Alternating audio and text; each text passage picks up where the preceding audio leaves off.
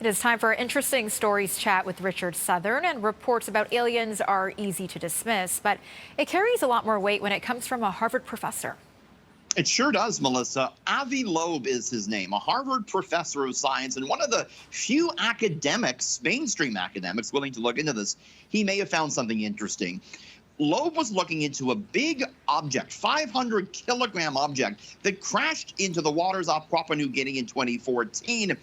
He led an expedition recently to comb the bottom of the ocean looking for whatever that was. He found a series of small metallic spheres. We're looking at them here. Loeb believes they may be melted down parts of perhaps an alien probe. I kid you not. I had a chance to talk to the Harvard professor today. Take a look.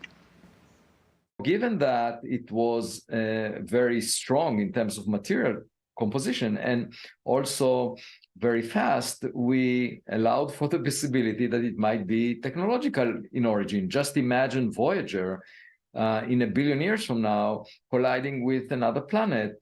It would appear as a meteor.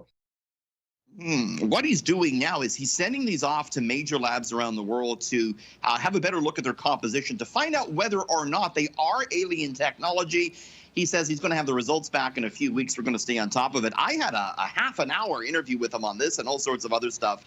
Do check it out if you're interested. Toronto.citynews.ca. It's on my Twitter account as well, @RichardCityNews. Melissa. Man, I always learn so much about outer space and aliens and all those type of things when I talk to you, Richard. You never know what we'll get into here at 6:40. Yeah, seriously. Now, do you get anxious when the phone rings? One demographic would definitely prefer if you text instead of call. I want to get your take on this. Gen Z said like only 1 in 10 prefer talking on the phone. Most say they get anxious when the phone rings. I agree. What about you? Do you hate talking on the phone nowadays? I never talk on the phone. Well, no one calls me, first off. It's pretty sad. But I do get text messages. I do enjoy that. But whenever someone calls, it's usually when they need something from me, so I tend to ignore. Or I'm like, did somebody die? Like, I get really scared when the phone rings sometimes. Oh, We're old enough to remember when getting a phone call was fun. It's not anymore. In fact, if you ask the Gen Zs, these are the younger people, they say the fear of a phone call is right up there with the fear of heights and the fear of crocodiles. No Though way. 98% feel it's important to keep in touch. They want to keep in touch, but they're as afraid of phone calls as they are of crocodiles. Well, will they accept a call from like Instagram, like one of those Instagram calls and video calls? It's essentially the same thing. They're breaking up over text, everything over text message these days, apparently. All right, now another optical illusion is making the rounds, and you can learn a lot about yourself through this one. Okay, it says one of two things about you. I'm going to show it to you and the viewers. You tell me what you see. What's the first thing you see? I see a man looking through, what do you call those things?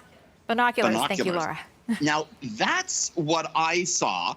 And if you see a man looking through binoculars like we did, it says, it supposedly means you have a deep appreciation of the beauty of nature. Your love of language is acts of service, and what moves you most is when others pay attention to the small details. You're also a bit of a perfectionist. Apparently, other people, though, see a car. There's like a car with wheels. If you see that, you're a ray of sunshine. You find a bright side in situations. People love being around you. However, be careful. Using your humor as a defense mechanism might harbor your ability to address some inner, deeper emotions you're dealing with. Wow. Very interesting. Okay. Now you know. Now we know. Well, thank you. Aliens. I saw aliens when I looked at that. What does that mean? It's not I good. would expect nothing less. How about that? Well, thanks so much for the diagnosis, Richard. We'll see you tomorrow. We'll see you tomorrow.